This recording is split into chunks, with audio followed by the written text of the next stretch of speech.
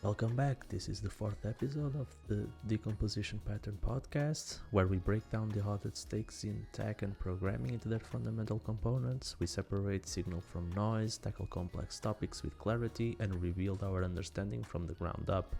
This is Jose, and in today's episode, we're gonna talk a little bit about the AI impact in software development.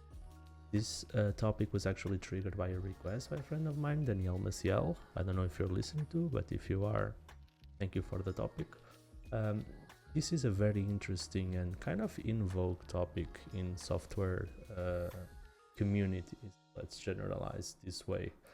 But I want to talk about 4 main points about the particularities of AI and its impact in software development. Which are what are the promises of AI in software development context, AI as code assistant, AI as study assistant, and my personal valid applications for AI in this context. Okay, so let's just jump in the first topic. So what are the promises of AI in software development context?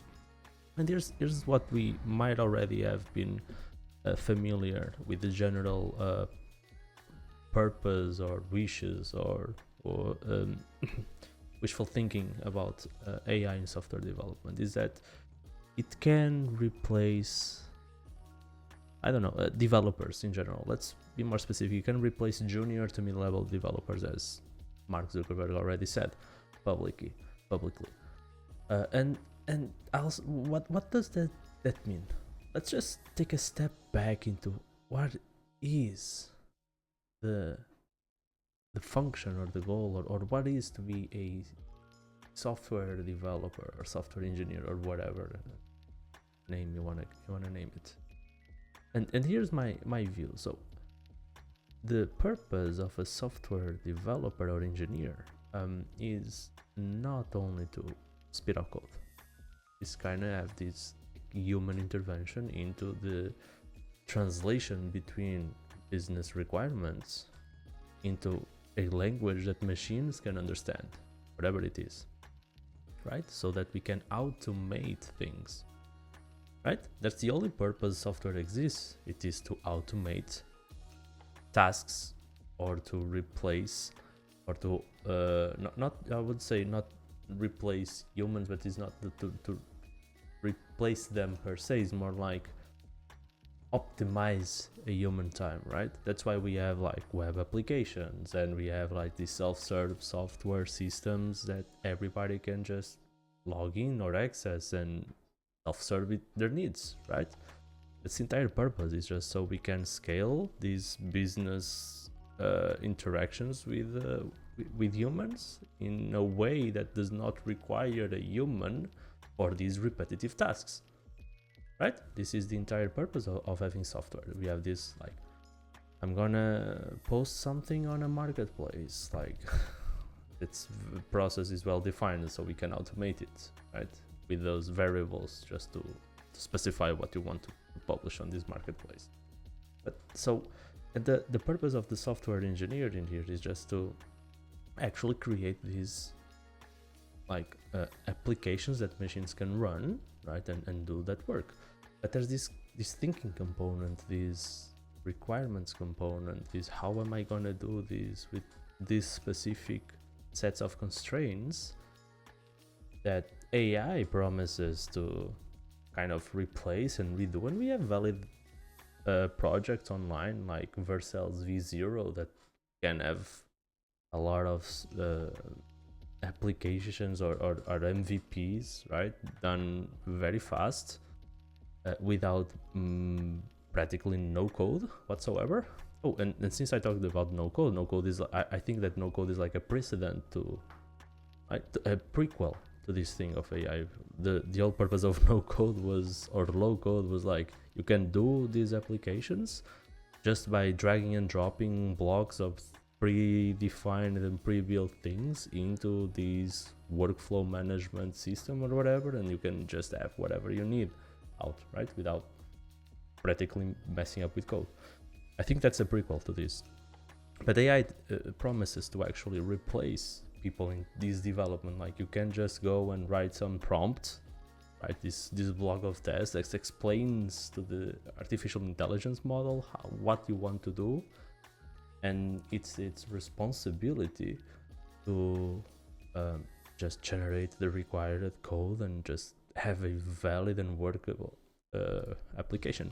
And I've seen it work very well for like I said, like minimum viable products, like that things that they're not supposed to work perfectly, but they can show a point, right? So I can quickly validate how and if the thing kind of is viable to actually be executed. I think that it's kind of like if we draw something in a piece of paper and see, okay, how is this idea forming, and that's kind of interesting. But I totally disagree that it can replace a software engineer, the person, because I don't think it has these thinking capabilities of taking some business requirements and having this thought process that then the like the knowledge and the quality of the outputted code considering a lot of other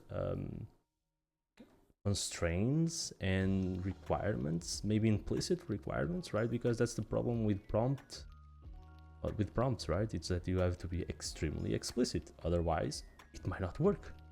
It might not understand what you do. But when you're talking with another person, you kind of have these implicit informations that you pass along that you might not even notice that you're passing, or maybe the experience of the other person, like the software engineer in this field, might improve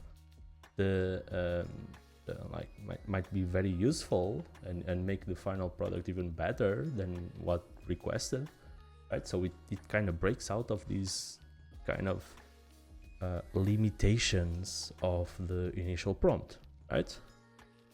So this is the promise of the AI in software development. Like it might optimize or completely replace a software engineer.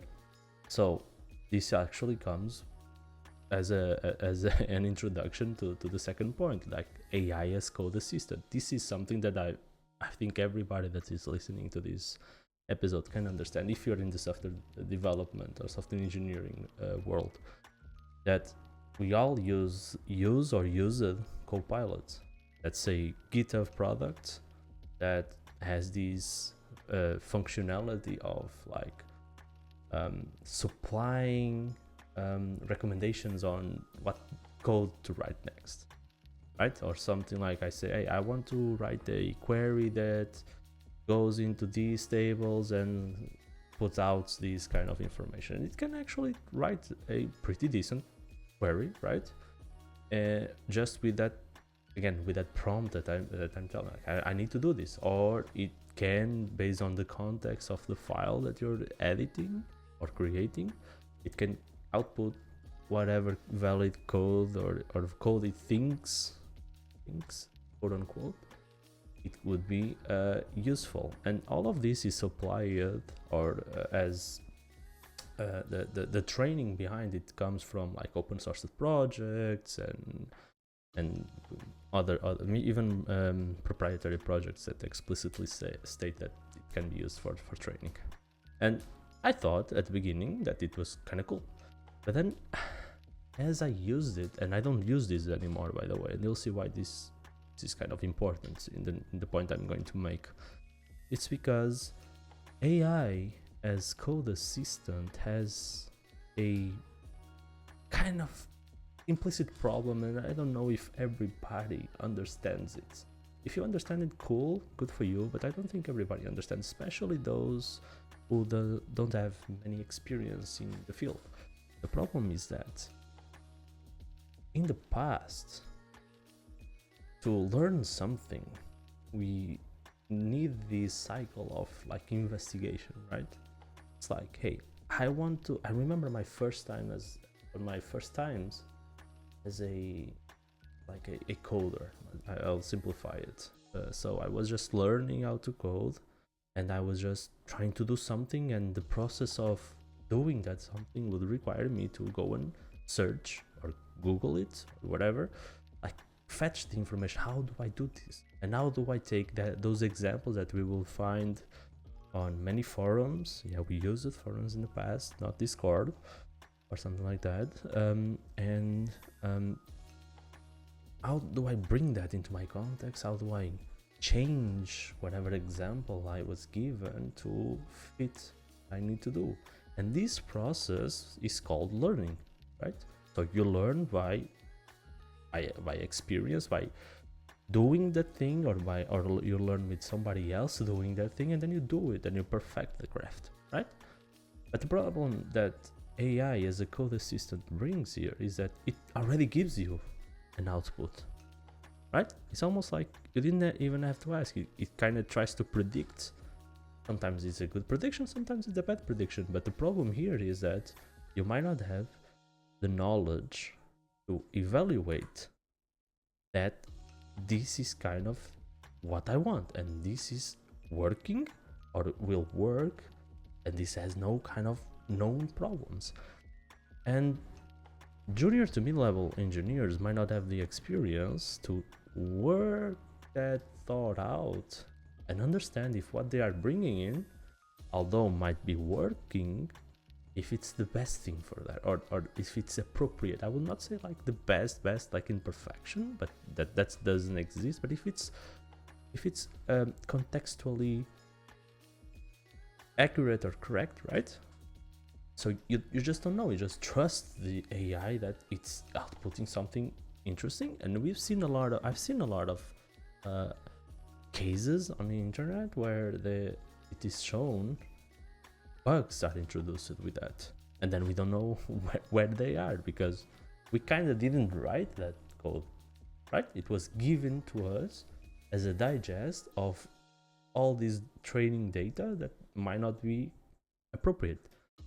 That's why I think that, and I posted it the other day, that I think that if somebody is in between the junior or mid-level skill range, don't use code assistants, right? Because we are supposed to learn and apply concepts until they click on our brain, until we can look into whatever the AI is giving us, and we can quickly know that it's correct or not correct. I'm not putting like senior engineers here because it's implicit that everybody that is a senior should understand what the AI is supplying, and should quickly go through that small piece of code and understand if it's okay or not, if there's something to change, right? So it's an assistant, so and we understand what an assistant is, and the assistant might cause troubles, right? Or bring some bad recommendations, but we are the ones that filter out that and ultimately decide if that should be introduced or not. That's my problem with code, with AI as code assistant. However, and now it comes my third point, I find it very interesting the use cases of AI as study assistants. What do I mean? Like I said, in my past, in my initial days as a coder, right? Well, I was very, very, very young and very naive, and I didn't know. I still don't know everything, but I knew even less than I know now. I had this process of going and search for information and try to understand if this is useful or not, or even the finding the information is hard. Now we have these big models with all this knowledge where we can just ask things. It's not perfect, but that's at least what I think is one of the valid use cases for AI, is like a useful search engine which knows context, which can talk in a more natural language, right? And can help us understand a concept, or give us a very summed up, like a digest of a concept that we can then expand on our own or with the AI model. There's still problems, I think, with this. One of them being the fact that these models can, what we call, hallucinate.